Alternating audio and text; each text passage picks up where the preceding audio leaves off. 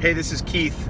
Today I'm going to answer a question that Jacqueline sent me on my last video about how do you share your Catholic faith with your Protestant friends? Like, how do you convert, I think is what she said, your Protestant friends? And that's a pretty long topic to talk about, but I have a few things I want to share with you about that.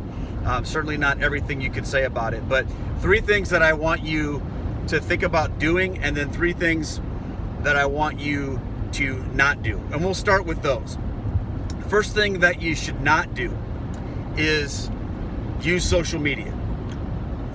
If you think that by sharing articles and different things and posts and memes and all that stuff on people's social media pages as a way to get them to want to have an openness to Catholicism, if you think that's a good idea, I would discourage that. I think Facebook, especially Twitter, things like that, that's just a bad place to try to have those interactions and conversations. Unfortunately, that seems to be the first thing that we want to do. We come across something or we see something and we think, oh, they need to see this. They need to read this quote from this person or see this article. So we just start blasting those things on Facebook. Well, then what happens is it becomes, tit for tat. Then they find something and post it, and it's back and forth.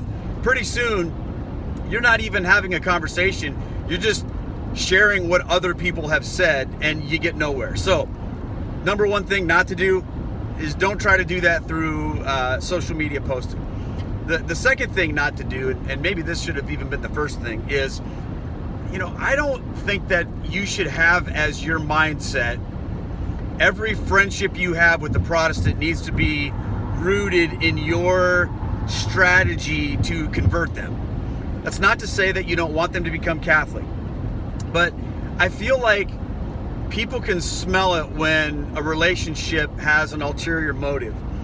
And if you come across as someone whose only interest in the relationship, isn't friendship, but it's, well, I'm going to convert you, I'm going to change you, I think that ultimately can wind up causing you to burn bridges and to become distrusted by people, because nobody wants to be in relationships where they feel like they're being sold to all the time, or it's a constant infomercial.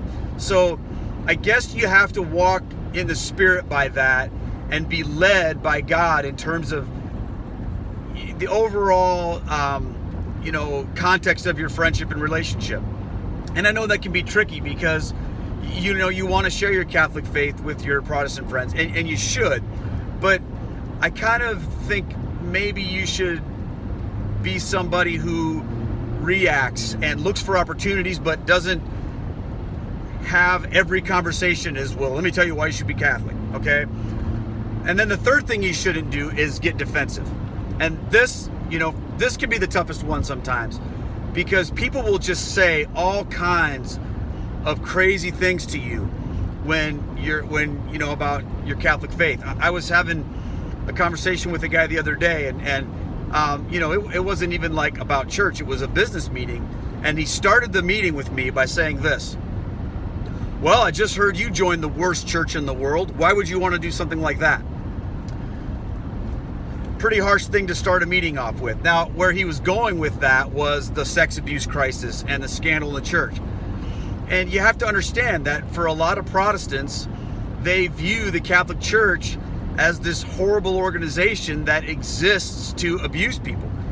And you'll find the more Protestants you talk to, and you probably already know this, they have this view that Catholics, first of all, aren't real Christians, and that being a Catholic is really just about following the rules and not really about a relationship with Jesus.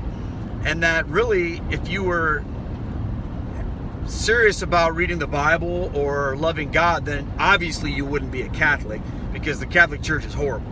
So that's where a lot of people start from, and you have to find a way to be able to respond to that stuff without getting super defensive and just going crazy, because you're sort of being baited when you have those conversations. So think about that. Now I want to talk about 3 things that you should do, okay? And they're sort of the opposite of the thing you shouldn't do. Okay, so number 1, the first thing that you should do is be open to having conversations. And to me, Facebook back and forth doesn't really count as a conversation. Have sit-down conversations with people where you can hear from them and they can hear from you, and you can actually share the experience of talking to each other and listening to each other. And if you're open to listening, then hopefully they'll be open to listening. I find that to be really useful when it happens. Now, a lot of times people don't want to do that. They just want to throw bombs at you and then walk away.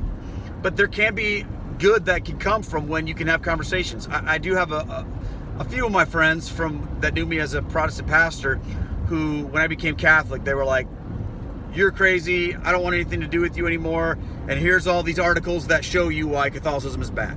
Yeah, okay. Frustrating. But I've had a couple people that have been willing to have conversation with me, and one of those guys, he said, I want to know about this. Why did you do what you did? And so we had a conversation about it, and over a series of weeks and months, he was open and he listened, and long story short, he and his wife are in RCIA right now, which is amazing. So you have to make time to have conversations with people, and be willing to do that. Be open about it and listen to them too. Understand where they're coming from. So the second thing that you should be doing, this is ultimately the most important thing, is you have to let the fact that you're Catholic cause your relationship with Jesus to be so powerful and so authentic that it shatters the stereotypes that Protestants have about Catholics. Most of them, again, think that Catholics don't really have a strong faith in Jesus. They think that Catholics just go through the motions, or it's all about, religion and not about Jesus. You have to show them through your authentic Catholic life that your faith in Jesus is more powerful now than it ever was before, and that is the result of your Catholicism. That's by far the most important thing, and the thing that will open up more doors to you with Protestants than anything else. It's not about having an argument or a book or an article to share or something to say. It's about living it out so that you are given the ability to speak that truth of your Catholic faith. If being a Catholic hasn't made you more in love with Jesus and a more authentic, Spirit-filled Christian, then you're doing it wrong. So focus on that as the most important thing, and then the rest will fall into line. And then the third thing I want you to do, the last thing, and this is obviously incredibly important too, is pray for those people specifically.